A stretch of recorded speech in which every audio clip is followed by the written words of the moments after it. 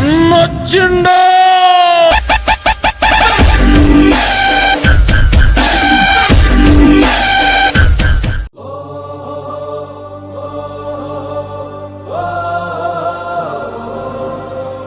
మీరు టీఆర్ఎస్లో నెంబర్ 2 ఉండరు కదా, మీరు సడన్గా ఎందుకు ఇట్లా వెళ్ళాల్సి వచ్చింది? అసలు మీకు ఏం ప్రాబ్లం వచ్చింది? మరి ఆయనకే తెలవాలి, మమ్మల్ని ఎందుకు బయటికి వెళ్ళకుండా ఆయనకే తెలవాలి. కేసీఆర్ గారు ఒక మాట అన్నారు, మేము ఫక్తు రాజకీయ పార్టీ మాది, మేము రాజకీయాలు చేస్తాం, మేము జంగమేళం కాదు, మాకు పదవులు కావాలి, మాకు పవర్ కావాలి అని చెప్పారు. మేము వాళ్ళ గెలిచినాం, మేము ఆర్థిక మంత్రిగా పనిచేసినాం. ఇక్కడ పొలిటికల్ పార్టీలో పనిచేయడం అంటే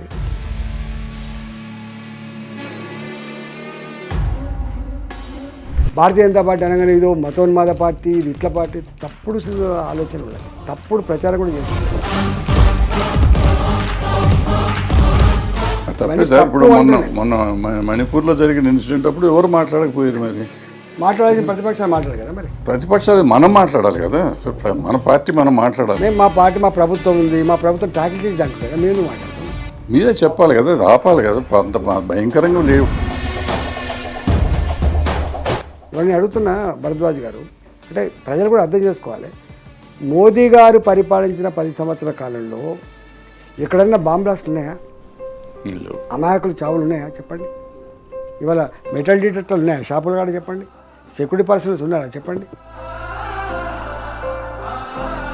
500 ఏళ్ల క్రితం నాడు ఆ ఆలయం ధ్వంసం చేయబడ్డది, అయోధ్య రామాలయం ఉంది. ఇది 100% ఒక క్వశ్చన్ ఇక్కడే. మీకు రామాలయం కడతం తప్పు కాదు. నేను అనేది ఏంటంటే there are so many temples ఇవాళ భారతదేశంలో. ఈవెన్ మనకి హైదరాబాద్లోనే మనం చూస్తే నాకు తెలిసి మినిమం 100 టెంపుల్స్ ఎవరు పట్టించుకోని పెద్ద పెద్ద ల్యాండ్లు ఉన్నాయి. పాలన ఉండదు, పట్టించుకోరు ఎవరు. అంటే మనకి మసీదులో ఉన్నదాన్ని ఎతికి తీసుకుంటున్న వాళ్ళు మొన్న వాటిని ఎందుకు బాగు చేయము? మీరు బీజేపీలో ఉన్నారు, మీరు బీజేపీ గవర్నమెంట్ లేదనుకుందాం, వేరే ఉంటే చేయనివ్వరా? అసలు అది ఇష్యూ ఏంటంటే కోల్డ్ స్కామ్ మీకు తెలుసు. సుప్రీంకోర్టు ఎట్లా మొట్టికాయలు వేసింది, ఎట్లా తప్పట్టింది, వాటిని రద్దు చేసింది. ఇవాళ 2G స్కామ్, చివరికి ముఖ్యమంత్రి కూతుర్లే పార్లమెంట్ సభ్యులు జైలుకు పోయినటువంటి విషయం, మాజీ మంత్రులు జైలుకు పోయిన విషయం ఇవాళ ఎక్కడ లేదు కదా. 2 స్కాములు ఉన్నాయా? ఏమైనా స్కామ్లు చెప్పండి. నాకు తెలిసి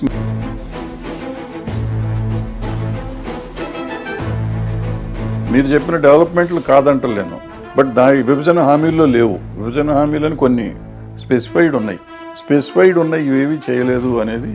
ఆంధ్ర పార్టీలో ఏ హామీలు ఇచ్చిండో, ఎన్ని అమలైన గురించి అది చెప్తే నాకు పూర్తిగా లేకపోవచ్చు, కానీ ఈ తెలంగాణ మాత్రం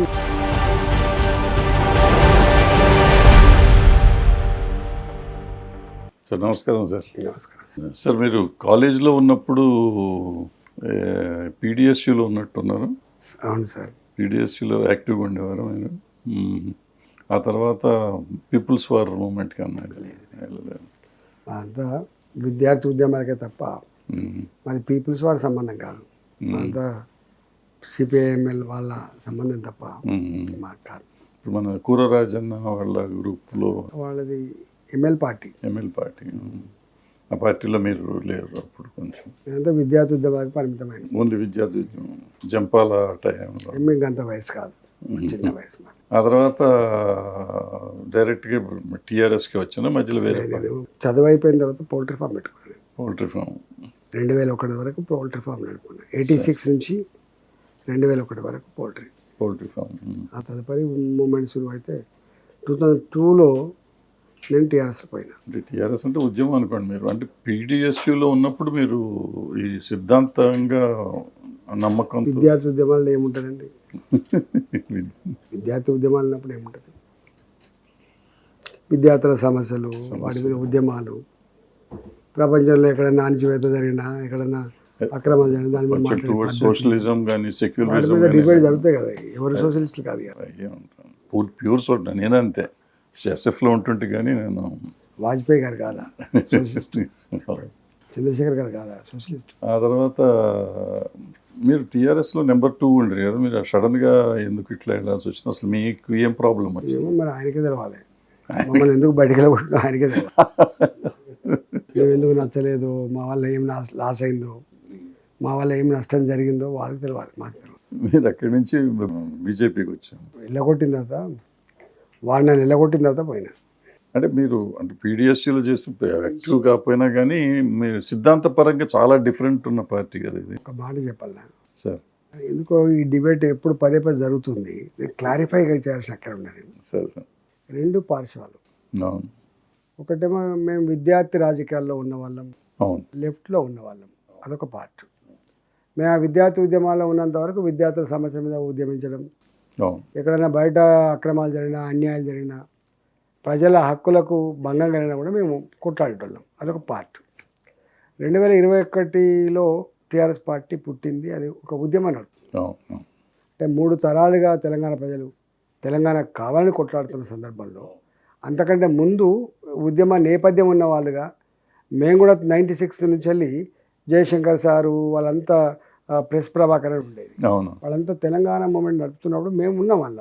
ఓ కాకపోతే అప్పటి ఉద్యమం లైమ్ లైట్కి రాలేదు కాబట్టి మేమంతా బయటికి రాలేదు. అవును 2021లో కేసీఆర్ గారు ఉద్యమం పెట్టిన తర్వాత 22లో మళ్ళీ మేము ఆ పాత వాసన అంతా ఉంటాయి కాబట్టి మేము పోయినాం. ఓకే ఉద్యమంలో ఏ పాత్ర పోషించడమో మా మా చరిత్ర అంతా తెలంగాణ సమాజంలో ఇట్లా తెలిసిన మొత్తం పుస్తకాలు. అందరికీ తెలుసు. రాష్ట్రం వచ్చింది, రాష్ట్రం అదొక పాత్రిగా అక్కడ రాజకీయ పార్టీగా అవతరించింది. ఒక ఉద్యమ పార్టీ నుంచి మొదలుకొని ఒక రాజకీయ పార్టీగా మారింది. కేసీఆర్ గారు ఒక మాట అన్నారు, మేము ఫక్తు రాజకీయ పార్టీ మాది, మేము రాజకీయాలు చేస్తాం, మేము జంగమేళం కాదు, మాకు పదవులు కావాలి, మాకు పవర్ కావాలి అని చెప్పారు. మేము అందులో గెలిచినాం, మేము ఆర్థిక మంత్రిగా పనిచేసినాం. ఇక్కడ పొలిటికల్ పార్టీలో పనిచేయడం అంటే అది బీజేపీనా, అది టీఆర్ఎస్ పార్టీ, అది సిపిఐ పార్టీ, సిపిఎం పార్టీ కాదు. రాజకీయాలకు వచ్చిన తర్వాత ప్రజల ఓట్లతో, ప్రజల ఆశీర్వాదంతో, మద్దతుతో ప్రభుత్వాలకు వస్తారు లేదా ప్రతిపక్ష పాత్ర పోషిస్తారు. వచ్చిన తర్వాత చేయాల్సిన ఏ పార్టీ అయినా కూడా దానికి ఉండే మొట్టమొదటి సిద్ధాంతం కమ్యూనిస్ట్ పార్టీ అయినా సోషలిజం తీసుకొచ్చి పెడతారా? బెంగాల్ ఉన్నది, బెంగాల్లో సిపిఎం పార్టీ అధికారంకి వచ్చింది, ఏమొచ్చింది అక్కడ సోషలిజం వచ్చిందా? ఈ దేశంలో 29 రాష్ట్రాల్లో ఎట్లా పరిపాలన కొనసాగిందో మంచికో చెడుకో కొనసాగింది తప్ప సిపిఎం పార్టీ అధికారానికి వచ్చినంత మాత్రాన మొత్తం మార్క్సిజం అక్కడ రాలేదు, లెనినిజం రాలేదు, ఈ సోషలిజం అంత అక్కడ కూడా రాలేదు. కాబట్టి అక్కడ ఏంటి, బెంగాల్లో ఉన్న ప్రజల సమస్య, కనీస సమస్యల పరిష్కారం, మంచి పరిపాలన అందించడం, ప్రజల విశ్వాసం పొందడమే, అంతకంటే ఎక్కువ లేదు. ఎక్కడైనా అంతే. ఈ టీఆర్ఎస్ పార్టీ ఉంది, టీఆర్ఎస్ పార్టీ ఉద్యమం నుంచి వచ్చిన పార్టీ అయినప్పటికీ కూడా అది ఏం పని చేసిందో దాని చరిత్ర ఏందో ఇక మీ ముందు లేదు. ఇట్లా భారతీయ జనతా పార్టీ కూడా భారతీయ జనతా పార్టీ అనగానే ఇదో మతోన్మాద పార్టీ, ఇది ఇట్ల పార్టీ, తప్పుడు ఆలోచన ఉన్నది, తప్పుడు ప్రచారం కూడా చేస్తున్నారు, తప్పది. భారతీయ జనతా పార్టీ ఇవాళ గుజరాత్లో 27 సంవత్సరాలు పాలించిన తర్వాత మళ్ళీ 5 ఏళ్ళు అధికారం కట్టబెట్టిండ్రు. అంటే అర్థం ఏంటి అంటే గుజరాత్ ప్రజానీకానికి ఆ ప్రభుత్వం వాళ్ళ ఆస్పిరేషన్స్కి అనుగుణంగా, వాళ్ళ ఆలోచనకు అనుగుణంగా, వాళ్ళ వేవ్లెంత్కి అనుగుణంగా, ప్రజల వేవ్లెంత్కి అనుగుణంగా పాలించింది కాబట్టి ఉంది కదా. అనేక రాష్ట్రాల్లో భారతీయ జనతా పార్టీ ఉంది. ఆడ భారతీయ జనతా పార్టీ మతోన్మాదం చేస్తుందా? భారతీయ జనతా పార్టీ మొత్తం ఇంకేమైనా వేరే వాళ్ళను అదే చేస్తుందా? భారతీయ జనతా పార్టీ అక్కడి ప్రజానీకానికి మంచి పరిపాలన అందించడంలో వాళ్ళతోటి శబాష్ అనిపించుకున్న సక్సెస్ కూడా మళ్ళీ ఇక్కడ కూడా మోడీ గారు వచ్చిన తర్వాత చాలామంది ఇదే వార్త చేసిండ్రు, మోడీ గారు వచ్చిండు దేశం ఏమైపోతుంది, ఏమైపోయింది? లుంబిని పార్క్ బంపేలు లేవు మోడీ గారు వచ్చిన తర్వాత. దిల్షుక్ నగర్లో అమాయకులు ఉన్నటువంటి జాగాలలో ప్రజలు బాంబ్ బ్లాస్టర్లో ఇప్పటికి కూడా జీవోత్సవాల్లో బతుకున్నారు. ఇవాళ మా కుటుంబం బాగుండాలి, సమాజం బాగుండాలని చెప్పి సాయిబాబా టెంపుల్ దగ్గర పోయి పూజలు నిర్వహించినటువంటి అమాయక ప్రాణాలు గాలిలో కలిసిపోయినాయి, మీకు తెలుసు. ఇలా అవి లేవు, ఓ గోకుల్ చాట్లేదు ఇవాళ. ఇవన్నీ అడుగుతున్నా భరద్వాజ్ గారు, అంటే ప్రజలు కూడా అర్థం చేసుకోవాలి. మోదీ గారు పరిపాలించిన 10 సంవత్సరాల కాలంలో ఎక్కడన్నా బాంబ్ బ్లాస్ట్లు ఉన్నాయా? అమాయకులు చావులు ఉన్నాయా చెప్పండి? ఇవాళ మెటల్ డిటెక్టర్లు ఉన్నాయా షాపులు కాడ చెప్పండి? సెక్యూరిటీ పర్సనల్స్ ఉన్నారా చెప్పండి? బయటికి పోయిన కొడుకు మళ్ళీ తిరిగి వస్తున్నాడు ఆడు, బయటికి పోయిన భర్త ఏమైతే ఆందోళన లేదు. ఇవాళ ఒక ప్రశాంతమైన వాతావరణం ఉంది కదా భరద్వాజ్ గారు. ప్రజలకు ఏం కావాలి? ప్రశాంత వాతావరణం కావాలి. అంటే ఈ దేశంలో నాకు భద్రత ఉందనే విశ్వాసం కావాలి. గదే ఇచ్చింది కదా మోడీ గారు. ఇంకే మోడీ గారు ఏమి ఇచ్చిండు? 1947 నుంచి మొదలుపెట్టి 2014 వరకు ఒక 75 ఎయిర్పోర్ట్లు ఉండే, 153 ఇచ్చిండు. ఇలా మీరు చికినపాటి ఎలివేషన్ పోతే ముక్కు మూసుకొని పోయేటోళ్ళు మీరు. పందికొక్కులు, ఎలుకలు, ఈగలు, దోమలు, మలమూత్రాలు, కంపు వాసన ఉండేది. ఇలా ఉండదా అండి అక్కడ? లేదు. చెప్పండి. ఒకప్పుడు కాశ్మీర్కి పోవాలంటే అమ్మో అక్కడ ఏమైద్దో చచ్చిపోతామనే భయం ఉండే. లాల్ చౌక్లో మన భారత భూభాగంలో లాల్ చౌక్లో మూడు రంగుల జెండా మన జెండా ఎగరాలంటే ప్రాణం పోవాల్సిందే కదా. చెప్పండి. ఇవాళ 75 ఏళ్ళ క్రితం పెట్టబడ్డది 370 ఆర్టికల్. ఇలా ఈ దేశంలో భాగమని మనం అంటున్నాం. ఇవాళ అక్కడ ఇది భారత్లో భాగమని, అది కూడా ఒక స్విట్జర్లాండ్ లాంటి దేశంగా ఎట్లా ఎదిగిందో అట్లాంటి వాతావరణం ఇక్కడ ఉంది. బ్రహ్మాండమైనటువంటి టూరిజం డెవలప్ అయ్యే ఆస్కారం ఉంది. వేరే రకంగా ఆర్థికంగా డెవలప్ అయ్యే ఆస్కారం ఉంది. వాట్ ఈజ్ రాంగ్ అని చెప్పండి. ఏం చేసిన మోడీ గారు? నథింగ్. ఒకప్పుడు ప్రపంచంలో మీరు అబ్దుల్ కలాం గారు ప్రెసిడెంట్ ఆఫ్ ఇండియా ఉండే, అమెరికాకు పోయిండు, బూట్లు ఇడిపించి కోట్లు ఇడిపించి చెక్ చేసిండు, మీకు తెలుసు. ఇవాళ ఆ పరిస్థితి లేదు. ఇలా ప్రపంచంలో ఏ దేశానికి పోయినా కూడా రెడ్ కార్పెట్ వేసి ఇలా స్వాగతం పలికే పరిస్థితి వచ్చింది. అమెరికన్ ప్రెసిడెంట్తో చేతులు చేసి మాట్లాడుకునే పరిస్థితి వచ్చింది. ఒకప్పుడు IMF, ఇంటర్నేషనల్ మానిటరీ ఫండ్, ప్రపంచ బ్యాంక్ ముందు మోకరిల్లి భారత ప్రజల ప్రయోజనాలు పనంగా పెట్టినని చెప్పి మాట్లాడేది మా కమ్యూనిస్ట్ పార్టీలు. ఇవాళ ఉందా ఆ పరిస్థితి? చెప్పండి. మోడీ గారు ఆ పని చేస్తలేడు కదా. ఇవాళ మోడీ గారు ఎక్కడ కూడా ప్రపంచ బ్యాంక్ ముందు మోకరిల్తలేడు, ఏషియన్ డెవలప్మెంట్ బ్యాంక్ ముందు మోకరిల్తలేడు, అప్పులకు ఊతలేడు. తన పనితో తను చేసుకొని పోయి 11వ ఆర్థిక వ్యవస్థకు ఉన్న ఈ దేశం, 11వ ఆర్థిక వ్యవస్థకు ఉన్న దేశం ఇలా 5వ స్థానానికి వచ్చింది. వాటికనే వచ్చిందా? నేను ఒక మాట అంటున్నా, మా కమ్యూనిస్టు మిత్రులు ఇవాళ నా మీద ఇట్లాంటి అన్ని పదే అడిగే వాళ్ళని ఒక ప్రశ్న అడుగుతున్నాం. జిఎస్టీ ట్యాక్స్ విధానం తేవాలి. అవును సార్. జిఎస్టీ ట్యాక్స్ విధానం తెచ్చినప్పుడు నేను అప్పుడు ఆర్థిక మంత్రి ఉన్నా. అన్ని రాష్ట్రాలు తిరిగినాం, కొన్ని బయట దేశాలు కూడా పోయినాం స్టడీ చేయడం. ఆస్ట్రేలియాకి పోయినప్పుడు ఆస్ట్రేలియా అన్న మాట ఏంటంటే, ఈ జిఎస్టీ ట్యాక్స్ మా దేశంలో అమలు చేసిన నాడు ఇక్కడ ప్రభుత్వం ఓడిపోయింది అని. అంటే ప్రజలు ఏవగించుకున్నారు, ప్రజలు దీన్ని యాక్సెప్ట్ చేయలేదు. మరి మా చదువుకున్న దేశంలో ట్యాక్స్ పే చేసేటువంటి కల్చర్ ఉన్న దేశంలో ఇవాళ మమ్మల్ని ఓడగొడితే మరి మీ దేశంలో ట్యాక్స్ కట్టే కల్చర్ లేదు, చదువుకున్న వాళ్ళు లేరు, అంత బ్లాక్ మనీ నడుస్తుంది, మరి మీరు ఎట్లా అని అడిగింది. మరి అంటే మాకు పదవుల కంటే పవర్ కంటే కూడా ఈ ట్యాక్స్ ఇవ్వాలనే సంకల్ప బలం ఉన్న ప్రభుత్వం ఉంది. ఈ ప్రభుత్వం ఉంటుందా లేదా ముఖ్యం కాదు, కానీ ట్యాక్స్ ఉండడానికి తపన ఉంది అని చెప్పినాం. ఎందుకంటే ప్రజలు డబ్బులు సంపాదించుకున్న వాళ్ళు కూడా ట్యాక్స్ కట్టకపోతే వ్యవస్థ నడవదని చెప్పి నిర్ధారించుకున్నాం. కాబట్టి దీన్ని ఇంత సీరియస్ తీసుకున్నామని చెప్పి మేము చెప్పినాం. ఇలా వారు చట్టం తెచ్చిండ్రు, ఆ పార్లమెంటు ఆమోదించిన మేము అందరం ఉన్నాం. ఇవాళ ఆనాడు 73,000 కోట్ల రూపాయల పన్నులు వచ్చినటువంటి ఈ దేశంలో జిఎస్టీకి ఇవాళ 1,80,000 కోట్లు పర్ మంత్ ఇలా ట్యాక్స్ వస్తూ ఉంది. దీన్ని కమ్యూనిజానికి లేకపోతే ఇది దేనికైనా నిదర్శనం అండి. ఇలా మేము అడుగుతున్న భరద్వాజ్ గారు, మీరు కంకులమ్మక అమ్మడం దగ్గరికి పో, చేపలు కొనుక్కునే దగ్గరికి పో, కూరగాయలు కొనుక్కోవడం పో, డిజిటల్ ట్రాన్సాక్షన్స్ వస్తున్నాయి. ఇవాళ డిజిటల్ ట్రాన్సాక్షన్స్ అమెరికా లాంటి దేశంలో అమలు కావడానికి 10 ఏళ్ళు పట్టింది. కానీ ఇక్కడ మోడీ గారి నాయకత్వంలో ఇంత ఇల్లిటరసీ ఉన్నటువంటి దేశంలో, ఇంత జనాభా ఉన్న దేశంలో 50 కోట్ల మందికి అకౌంట్లు ఓపెన్ చేసి బ్యాంకులలో ఇవాళ డిజిటల్ ట్రాన్సాక్షన్స్ అమలు చేసినటువంటి మొట్టమొదటి దేశం, అతి తక్కువ కాలంలో అమలు చేసిన దేశం భారతదేశం. ఇవి కనపడదు కదా. దీన్ని మీరు వ్యతిరేకమా చెప్పండి? నేను వ్యతిరేకమా చెప్పండి? దీని కమ్యూనిస్ట్ వ్యతిరేకమా చెప్పండి? ఎవరు కాదు. అంతేకాదు అంటే ఎనీ డెవలప్మెంట్కి ఎవరు వ్యతిరేకం కాదు సార్. సార్ వేరే ఉండి మాట్లాడతారు కానీ అన్నిటికీ ఎందుకు మాట్లాడతారు? ఇప్పుడు నేషనల్ హైవేస్ అందుకనే గీట్రా అయింది భారతీయ జనతా పార్టీ. ఇలా దానికి గీట్రా అయింది. Bharatiya Janata party national highways నిర్మాణం చేస్తుంది, Bharatiya Janata party railway station నిర్మాణం చేస్తుంది, భారతీయ జనతా పార్టీ ఎయిర్పోర్ట్ నిర్మాణం చేస్తుంది. ఒకనాడు ఈ కెమెరా మేడ్ ఇన్ జపాన్, ఒకనాడు ఈ camera made in Japan, made in China, made in America, ఇవాళ మేడ్ ఇన్ ఇండియా వచ్చింది కదా. ఇవాళ మొత్తం ప్రపంచంలోనే సెల్ ఫోన్లను ఉత్పత్తి చేసే దేశాలలో నెంబర్ 2 స్థానంలో ఇలా ఉంది. మాటలు చెప్పలే కదా మోడీ గారు. నేను ఇంకొక మాట అడుగుతున్నా, వీళ్ళు ఎందుకో మరి మా మిత్రులు సపోర్ట్ చేసినటువంటి యూపీఏ సర్కార్ ఉంది. కోల్డ్ స్కామ్ మీకు తెలుసు, సుప్రీంకోర్టు ఎట్లా మొట్టికాయలు వేసింది, ఎట్లా తప్పట్టింది, వాటిని రద్దు చేసింది. ఇవాళ 2G స్కామ్, చివరికి ముఖ్యమంత్రి కూతుర్లే పార్లమెంట్ సభ్యులు జైలుకు పోయినటువంటి విషయం, మాజీ మంత్రులు జైలుకు పోయిన విషయం ఇవాళ ఎక్కడ లేదు కదా. 2 స్కాములు ఉన్నాయా? ఏమైనా స్కామ్ చెప్పండి సార్. అంటే మీరు అట్లా అనుకుంటే నేను చెప్తాను, స్కాములు లేవంటారా? ఇప్పుడు బీజేపీ ఏతర ప్రభుత్వాలు అన్నింటిలోనూ స్కాములు ఉన్నాయి, ఓన్లీ బీజేపీ ప్రభుత్వాలు లేవు అంటే మీరు నమ్ముతారా? మీరు మనస్ఫూర్తిగా చెప్పండి, నేను అనేది కాదు. ఇప్పుడు నేను మాట్లాడుతూ కేంద్ర ప్రభుత్వం మీద మాట్లాడుతున్నాను. కేంద్ర ప్రభుత్వంలో లేదంటారా? స్కాములు లేవంటారా? చెప్పండి మరి, బయటపడాలి కదా. మరి ఏం పని చేస్తున్నాయి ఈ ప్రతిపక్షాలు? ఈ కమ్యూనిస్ట్ పార్టీలు ఏం చేస్తున్నాయి, ఈ కాంగ్రెస్ పార్టీలు ఏం చేస్తున్నాయి? కమ్యూనిస్టులు కాదు అంటే మనం ఇప్పుడు చేస్తున్న ఈడీ లేస్తే ఓన్లీ అపోజిషన్ పార్టీలు ఉన్న దగ్గర ఈడీ చేస్తున్నారు. నేను ఒక్కటే మాట అంటే ఎక్కడ ఉండదు. ఇప్పుడు మీరు చెప్పిన స్కామ్లు అన్నీ ఆ యూపీఏ ప్రభుత్వం వాళ్ళు పెట్టినాయి, బయట వాళ్ళు పెట్టినాయి కాదు. ముందు if you go through that వాళ్ళు ఏదో శుతిమంతులు అంటలేను. మీరు ఇందాక అన్నారు బాంబ్ బ్లాస్ట్లు ఉన్నాయంటే ఫస్ట్ 25-30 years అసలు లేవు, తర్వాత వచ్చినాయి. కాశ్మీర్లో మనం పాటలు సినిమాలు తీస్తుంటే మొత్తం అక్కడనే పోతుంటే టూరిజం ప్లేస్ కాశ్మీరే ఉండే మనకి ఇండియాలో. తర్వాత టైంలో వచ్చినాయి. అంటే టెర్రరిజం అనేది పెరిగింది, ప్రపంచం అంతా పెరిగింది, మన దగ్గర పెరిగింది. డెఫినెట్గా మోడీ గారు వచ్చినాక కంట్రోల్ అయిందని నేను ఒప్పుకుంటా. అంటే అంత అసలు ముందు నుంచి టెర్రరిజం ఏముంది భారతదేశంలో లేదు. భారతదేశం డెవలప్ కాలేదంటారా మీరు 50 years?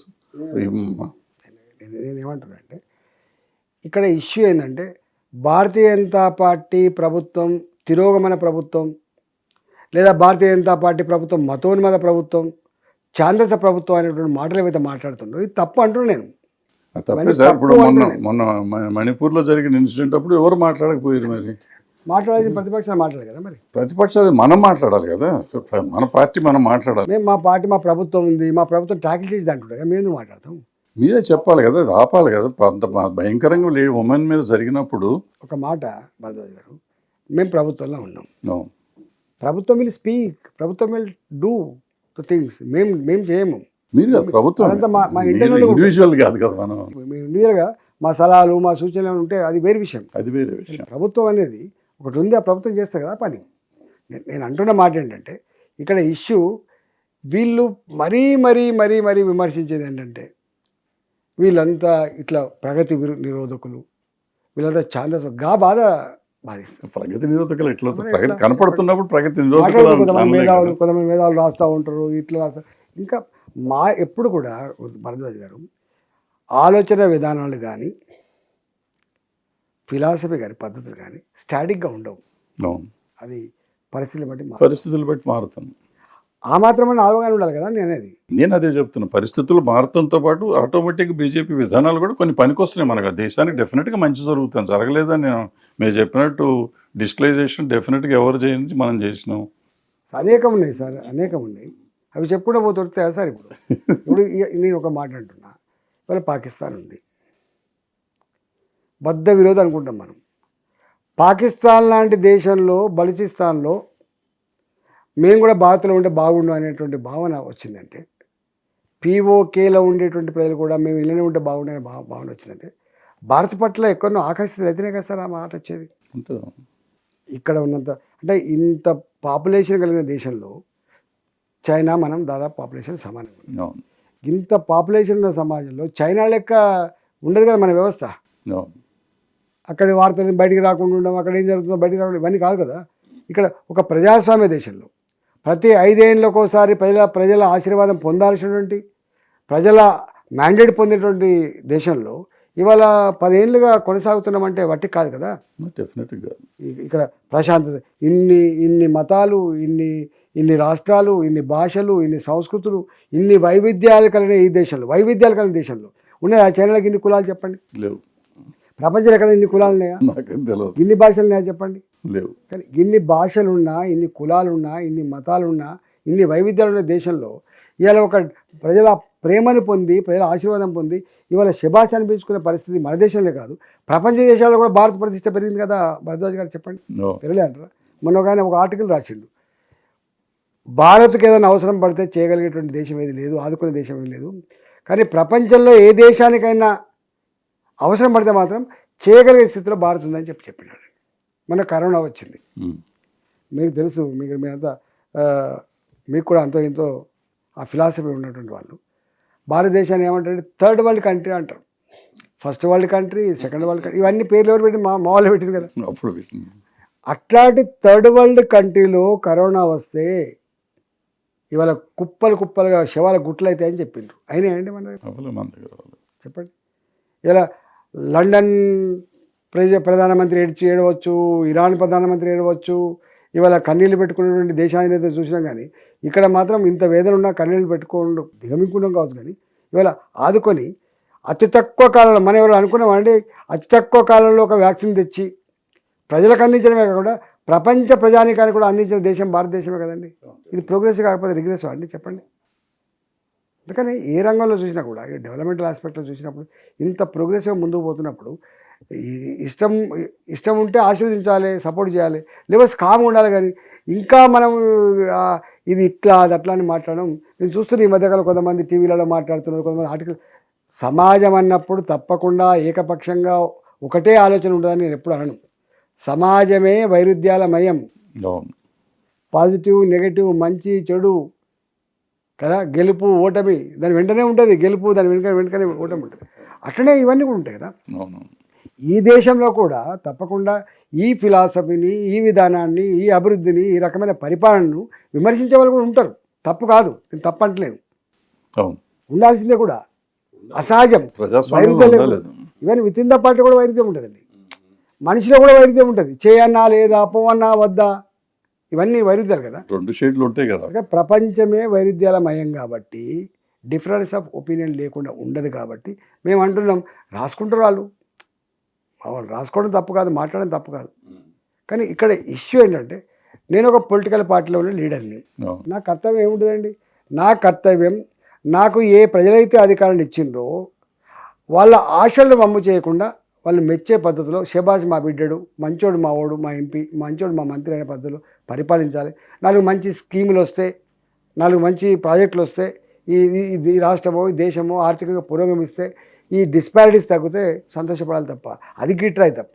నేను ఆర్థిక మంత్రి అని సపోజ్, నేను ఫక్తు రాజకీయ పార్టీలో ఉన్నా. నేను చాలా చేసిన అవన్నీ చెప్పను. కానీ పదే ఒక అంశం చెప్తుంటాడు కేసీఆర్ గారు, సన్నబియ్యం తెచ్చినాడు మా ఇటలీ అని చెప్తుంటాడు. మొన్న కూడా చెప్పాడు. మొన్నటి లాస్ట్ సమావేశాలు కూడా ఆయన కొంత ప్రజలకు దగ్గరుండే మనిషి, ప్రజల కష్టాలు తెలిసిన మనిషి. ఆయన ఏమైనా చెప్తే అది మీరు అర్థం చేసుకొని ఆయనతో మాట్లాడి పరిష్కరించమని కూడా చెప్పాడు. చెప్తూ సన్నబియ్యం పెట్టినాడని చెప్పాడు. నేను హాస్టల్లో ఉన్నా. ఇలా గవర్నమెంట్ స్కూళ్ళల్లో, హాస్టళ్లలో ఈ ఉడుకొని అన్నం పెడితే, ఈ ముక్కిపోయిన బో పెడితే, నీళ్ళచారు పోస్తే పిల్లలకు అసలు మినిమం ఎనర్జీ లేని పరిస్థితి వస్తుంది. గీ రాకెట్ సైన్స్ యుగంలో, గీ జీనోమ్ యుగంలో, గీ 75 సంవత్సరాలు, గీ లక్షల కోట్ల బడ్జెట్కి వచ్చిన స్థితిలో ఇంకా పేదవాళ్ళకు కూడా బో పెట్టిన దుస్తులు ఎందుకు ఉండాలి దిక్కుమల అని చెప్పి నేను సన్నబియ్యాన్ని ఇంట్రొడ్యూస్ చేసిన. అంటే నాకు అవకాశం వచ్చింది, చేసిన. నేను ఇంకా అనేకం ఉన్నాయి, నేను వాటి గురించి లోతులేకపోను. నేను దాని తర్వాత ఇదైనా కరోనా వచ్చినప్పుడు ఫస్ట్ పేషెంట్ సౌదీ అరేబియా నుంచి బెంగళూరుకి వచ్చిండు, బెంగళూరు నుంచి బస్సులు ఇక్కడికి వచ్చిండు. వస్తే మహేంద్ర హిల్స్లో మొత్తం తలుపులన్నీ మూసేసుకున్నాడు, సున్నం బ్లీచింగ్ పౌడర్ చల్లి మొత్తం ఆ మనిషిని చంపేయాలి, ఆ ఒక్క మనిషి పోతే అయిపోతుంది ఇది అని అన్నారు. ఆనాడు నేను పోయి కలిసినాను. నేను హాస్పిటల్ జాయిన్ చేయించిన, మా డాక్టర్లు, మా నర్సులు, మా స్టాఫ్ అంతా ఉండగా నేను క్యాప్టెన్, నేను ఆ డిపార్ట్మెంట్ క్యాప్టెన్ని. ఇప్పుడు మంత్రి అంటోడు ఎక్కడో ఉండాలి. నాకు తెలిసి దేశంలో అంటే మనిషి యొక్క తత్వం ఎప్పుడు తెలుస్తుంది, మనిషి కమిట్మెంట్ ఎప్పుడు తెలుస్తుంది, అవసరం వచ్చినప్పుడు తెలుస్తుంది. నేను నేను ఇవాళ బీజేపీలో ఉన్నా. నేను బీజేపీలో ఉంటే కష్టకాలం వచ్చింది అనుకోండి. మొన్న మీరు చూసినో లేదో, రష్యా ఉక్రెయిన్ యుద్ధం జరిగినప్పుడు మన ఫ్లైట్లలో మన మంత్రులు పోయింది, మీకు తెలుసు తెలియదు, మంత్రులు పోయింది, స్వయంగా మంత్రులు పోయి అక్కడ ఉండి ఆపరేట్ చేసిండ్రు, యుద్ధాన్ని ఆపి పిల్లలందరూ తీసుకొచ్చిండ్రు. ఇంతకంటే ఇక్కడ ఏముంటుంది చెప్పండి? కమిట్మెంట్ ఇస్ అంటే ప్రజలు ఇచ్చిన అధికారాన్ని, ప్రజలకు కష్టం వచ్చినప్పుడు ప్రజలను ఆదుకునేటువంటి, ప్రజలకు విశ్వాసం కలిగించేటువంటి ఫిలాసఫీ కావాలి. కానీ ఇంకేం ఫిలాసఫీ కావాలి చెప్పండి? ఫిలాసఫీ కావాలి ఎవరికైనా, అంతే కావాలి 100%. నేను ఒక మాట అంటున్నా మీకు భరద్వాజ్ గారు, మీరు చాలా విజ్ఞులు. నేను అడుగుతున్నా, మన దేశాన్ని పరదేశస్తులు దాడి చేయలేదంటారా? చేసినా లేదు ఎప్పుడు? అనాదిగా 500 ఏళ్ళ క్రితమో, 600 ఏళ్ళ క్రితం, 700 క్రితం ఏం చేస్తారండి? ఫస్ట్ మేము రాజస్థాన్కి పోయినాం, ఆ కోటకు పోయినప్పుడు అక్కడ ఉండేటువంటి వాళ్ళు గైడ్ చేస్తారు కదా, చెప్తారు కదా ఏం జరిగిందని.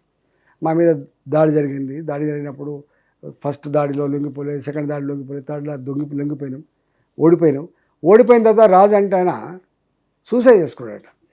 ఎందుకు? శత్రువు చేతిలో చిక్కి వాళ్ళ హింసలు భరించకంటే.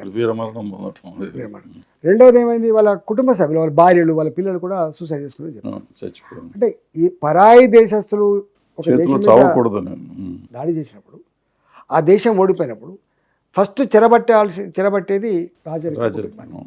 ఆ తర్వాత మహిళలను చేరుస్తారు, అనేక రకాల ఇబ్బంది పెడతారు, మీకు తెలుసు. ఆ తదుపరి చేసేది ఏంటండి, అక్కడ ఉన్న సంస్కృతి, సాంప్రదాయాలు, విశ్వాసాలను కూడా ధ్వంసం చేస్తారు. ఎందుకు? మళ్ళీ వీటి ఆనవాళ్ళు ఉండద్దని చెప్పి. ఈ భారతదేశ పాత ప్రాచీన ఆనవాళ్ళు ఉండొద్దని ఇవన్నీ ధ్వంసం చేస్తారు. అందుకని అందులో భాగం కదా అనేక దిక్కుల్లో మనకి ఇవి అవి కనబడుతూ ఉంటాయి. అందులో ఒకటి అయోధ్య రామాలయం ఉంది. సరే, ఆ చరిత్ర లోపలికి నేను పోను. 500 ఏళ్ల క్రితం నాడు ఆ ఆలయం ధ్వంసం చేయబడ్డది. ఇక్కడ మళ్ళీ ఆలయం కావాలని చెప్పి అక్కడ ప్రజలు కోరుతున్నారు. 100 మంది చచ్చిపోయినారు, ఉద్యమాలు జరిగినాయి, అదొక ఆస్పెక్ట్. చివరికి సుప్రీంకోర్టులో తీర్పు వచ్చింది. సరే, తీర్పు వచ్చిన తర్వాత దాన్ని అందరి ఆమోదంతో కట్టిండ్రు.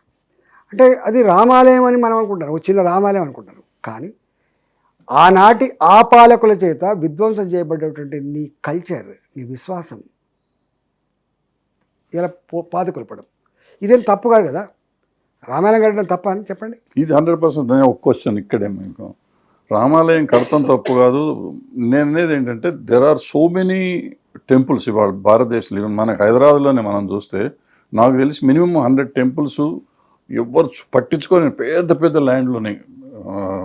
దాంట్లో ఒక్కొక్క ఇప్పుడు మెహదీపట్నంలోనే 2-3 ఉన్నాయి నాకు కనపడుతుంటే రోడ్డు మీద పోతుంటే. పాలన ఉండదు, పట్టించుకోరు ఎవరు. అంటే మనకి మసీదులో ఉన్నదాన్ని ఎతికి తీసుకుంటున్న వాళ్ళు ముందే వాటిని ఎందుకు బాగు చేయం, దాన్ని తీసిన తప్పని నేను అంటలేను. నేను అనేది ఏంటంటే మన ఈ మంచి టెంపుల్స్, పెద్ద టెంపుల్స్ కూడా ఉండి చిన్నవి పాతయి పాలన లేకుండా ఈ దేశంలో ఎన్ని లక్షలు ఉంటాయి. ఆ లక్షల టెంపుల్స్ని ఎందుకు మనం పట్టించుకోవట్లేదు? దీనికోసం తీసుకుని దాన్ని మాట్లాడుతున్నారు మీరు. రామాలయాన్ని గురించి నేను మాట్లాడతాను ఈరోజు. అది ఈ మధ్యకాలంలో నేను ఇక్కడే పోయినా. ఇక్కడ మధ్యప్రదేశ్లో ఆలయం ఉంది కదా, పెద్ద అమ్మవారి ఆలయం. అంతకుముందు ఒకసారి పోయినా, కానీ ఎంత గొప్ప నిర్మాణం చేసిందండి అమ్మవారి ఆలయం, ఎంత గొప్ప నిర్మాణం చేసింది. కాశీకి అంతకన్నా ముందు పోయినా, మళ్ళీ మొన్న పోయినా. నేను కాశీకి విద్యార్థి ఉన్నప్పుడు పోయినా, ఎట్లా ఉండే గంగ ఎట్లుండే, ఆ శివాలయంది, ఆ కథ పోయినా. మొన్న కూడా మళ్ళీ పోయినా. అసలు పోలిక లేదు. ఇట్లా అనేక ఆలయాలు, పెద్ద ఆలయాలు ఏవైతున్నాయో ఆల్రెడీ పాపులర్ ఆలయాలు మీరు చెప్తాను. నేను అనేది పాడుబడిపోయిన ఆలయాలు, మన ఆలయాలు మనం ఎందుకు డెఫినెట్గా ఇక్కడ ఉన్నటువంటి ఇప్పుడు చిన్న ఆలయాలను ఇక్కడ ఉన్న ప్రభుత్వాలు, ఇప్పుడు వేమనాడు దేవస్థానం ఉంది, డెవలప్ చేయాల్సింది ఇక్కడ చేస్తున్నారు కదా. ఇక్కడ యాదగిరిగుట్ట ఉంది చేస్తారు. అట్లనే చిన్న ఆలయాలు కూడా వాళ్ళకున్న భూముల రక్షణ కానీ, వాళ్ళ కనీస ఆలన పాలన కానీ తప్పకుండా ఉండాల్సిన ప్రక్రియ ఉంది. ఎవరైనా కానీ ఇప్పుడు విశ్వాసాలు నేను బీజేపీ వాళ్ళు చేయాలి అని లేదు, ఎవరైనా. ఫర్ ఎగ్జాంపుల్ మనకు ఆంధ్రాలో ఒక రామం టెంపుల్ ఉంది, 3000 ఎకరాలు ఉండే సార్ దానికి, దేవుడి మాన్యం. ఇప్పుడు 3 ఎకరాలు 4 ఎకరాలు ఉంది. అక్కడ రాముడి బాణం ఉందని నమ్ముతారు, ఇప్పుడు పోతారు. దాన్ని కూడా ఆలనా పాలన లేదు, అక్కడ పూజారి కూడా లేడు. ఇక్కడైతే మనకి మెహదీపట్నంలో మేము షూటింగ్లు చేస్తుంటే 4-5 టెంపుల్ ఉన్నాయి, పెద్దవి, ఆల్మోస్ట్ 10 ఎకరాలు 5 ఎకరాలు ల్యాండ్లు ఉన్నాయి. మామూలు గిములు తిరుగుతూ ఉంటాయి, లోపల పోతే మనుషులే ఉండరు అక్కడ. ఒక్క పూజారి ఎవరో ముస్లాయన్ ఉంటాడు మ్యాక్సిమం. ఇటువంటి చాలా ఉన్నాయి, చాలా టెంపుల్స్ ఉన్నాయి. చాలా మేము షూటింగ్లు చేయడానికి పాడుబడి టెంపుల్ ఎత్తుక్కుంటూ పోతాం. ఎందుకు పట్టించుకోరు అనేది నా పాయింట్. పట్టించుకోవాలని మేము అంటున్నాం. పట్టించుకుంటారు కదా. ఇప్పుడు ఇంత రామాలయానికి ఎంత పబ్లిసిటీ ఇచ్చినప్పుడు ఇది కూడా చేయాలి కదా అంటున్నా నేను. మొన్న కిషన్ రెడ్డి గారితో టూరిజం కల్చర్ మినిస్టర్ కదా, నేను బీజేపీ చేయడంతో పోయినా. రామపాలయాన్ని కొంత డెవలప్ చేసిండ్రు.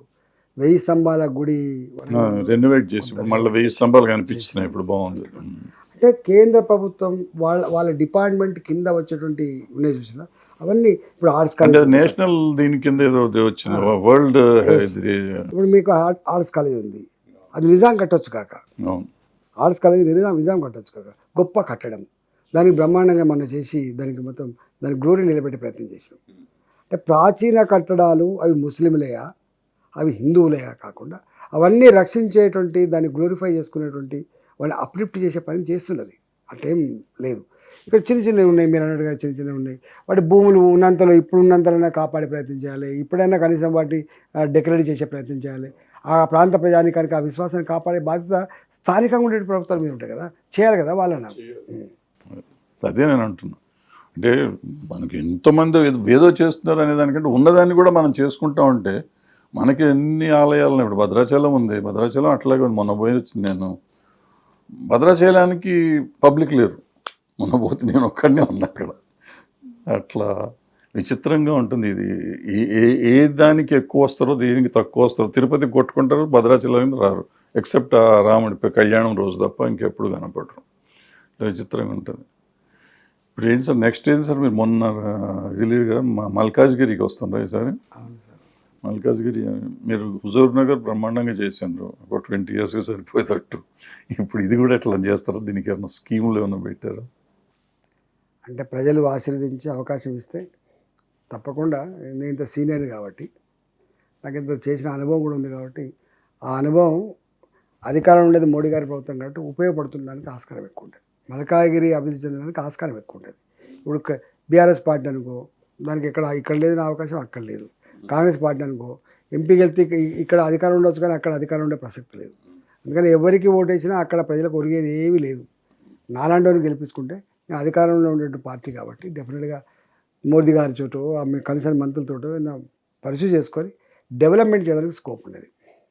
ఇప్పుడు సార్ అంటే ఈ అవుట్ ఆఫ్ దిస్ అడుగుతున్నా, జనరల్గా రాజకీయ నాయకులు ఉంటారు కదా, వాళ్ళు పార్టీలకు అతీతంగా can't we develop our own consciences చేస్తానికి మనం కృషి చేయలేమా? మీరు బీజేపీలో ఉన్నారు, మీరు బీజేపీ గవర్నమెంట్ లేదనుకుందాం, వేరే ఉంటే చేయనివ్వరా? అసలు అది ఇష్యూ ఏంటి? ఒకప్పుడు అధికార పార్టీ అయినా ప్రతిపక్షమైనా సమాన గౌరవం, సమాన అవకాశాలనే కాన్సెప్ట్ ఉండేది.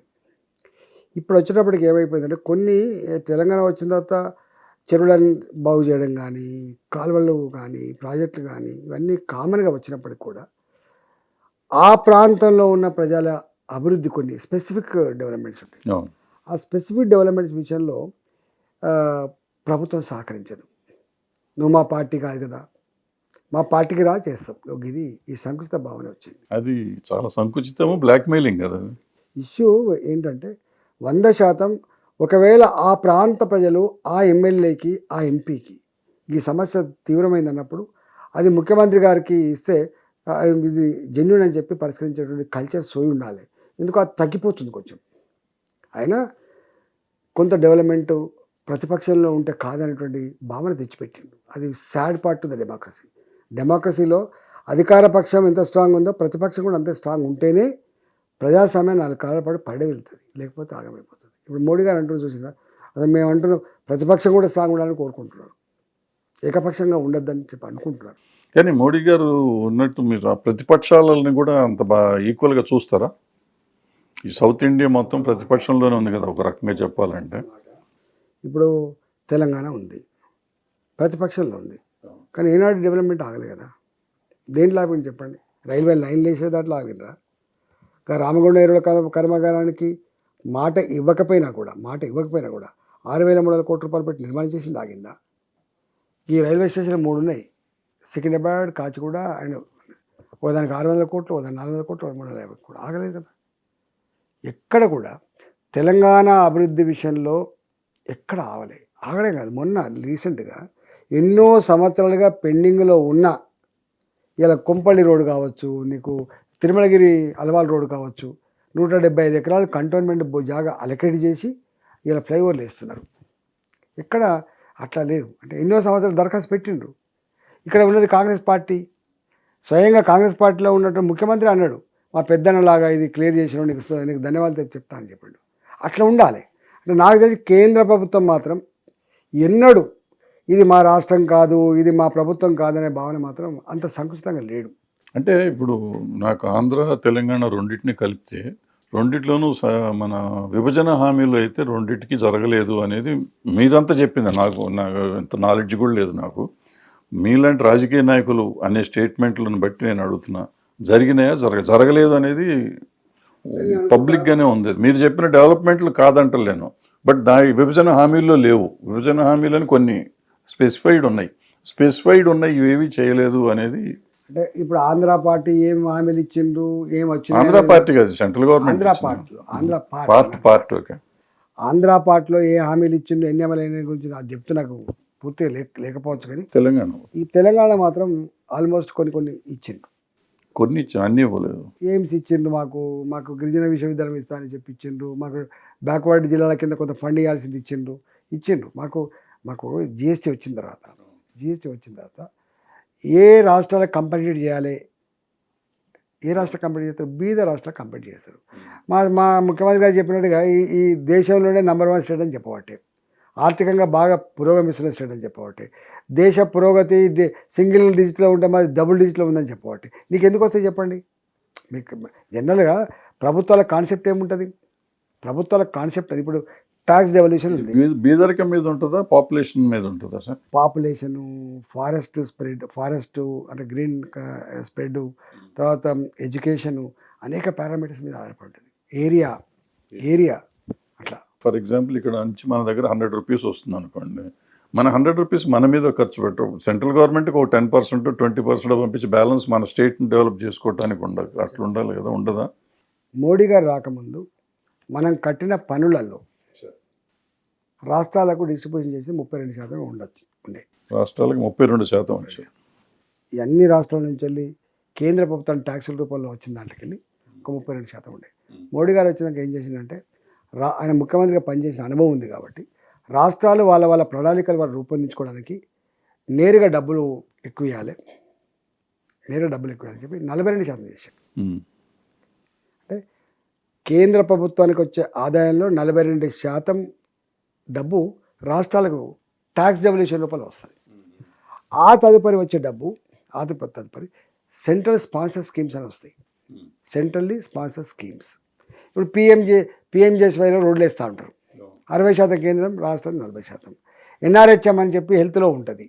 60% రాష్ట్రం, 60% కేంద్రం, 40% ఇది. ఇప్పుడు ఉపాధి హామీ పని అని వస్తుంది.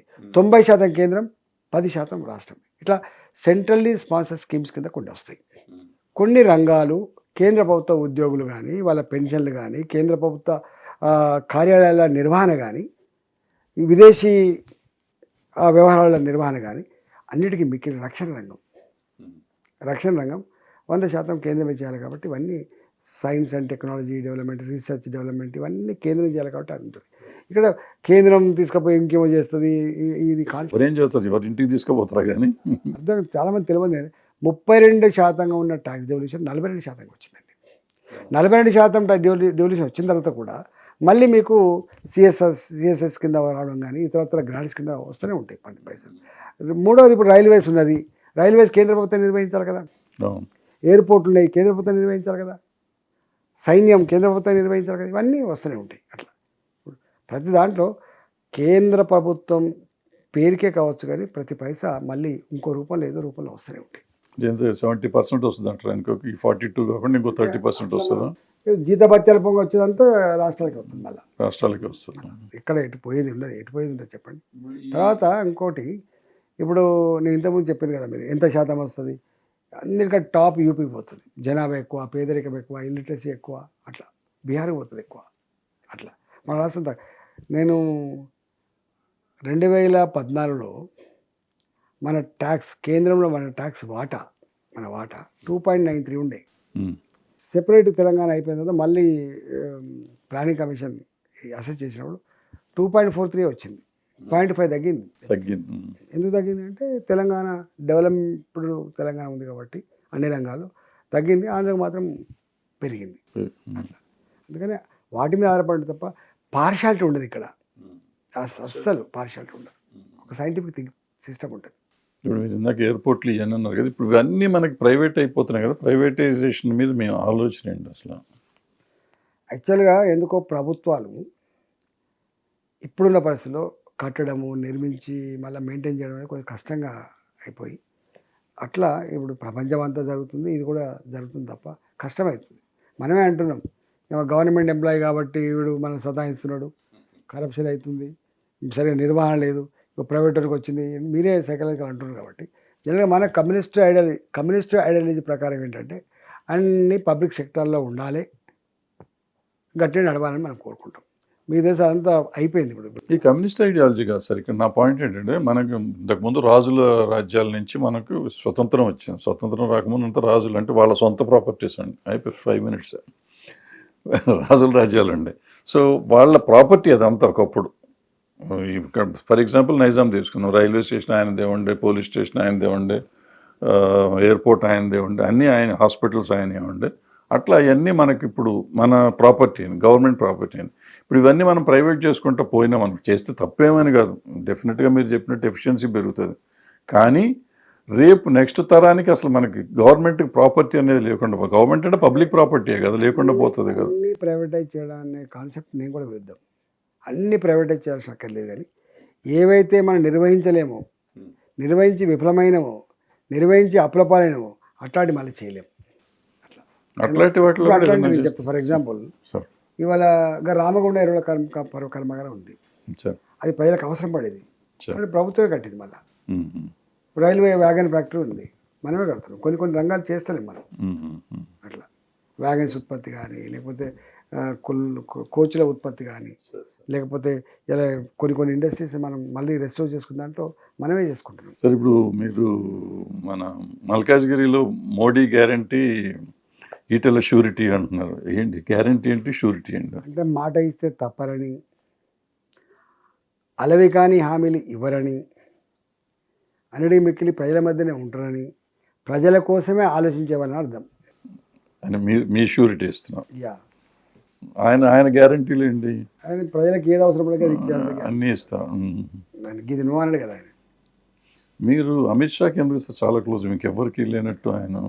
మీరు లేటెస్ట్గా జాయిన్ అయ్యారు కదా. అంటే నన్ను జాయిన్ చేసిన దాంట్లో వారే, నన్ను జాయిన్ చేసిన రోజు మాట్లాడిన దాంట్లో వారే ఉండరు కాబట్టి, సార్ సార్ ఇక నన్ను మంచి చెడు చూసుకోవాల్సిన వారిదే ఉంటుంది కాబట్టి నన్ను మంచిగా చూసుకుంటాడు. మోడీ గారు కూడా నన్ను మంచిగా చూసుకుంటారు, ప్రధానమంత్రి గారు కూడా. అంటే నేను కొత్తగా అయినా నాకు చరిత్ర ఉంది కదా. అవును. నేను 22 ఏళ్ళుగా నాకంటూ ఒక అది ఉంది కదా, ఇండిపెండెంట్గా ఒక వాల్యూ వెళ్ళడం కదా. పార్టీలో నుంచి వచ్చినట్టు కాదు కానీ ఇండివిజువాలిటీ ఉన్న నాయకుడు కాబట్టి. Okay sir, thank you sir, all the best.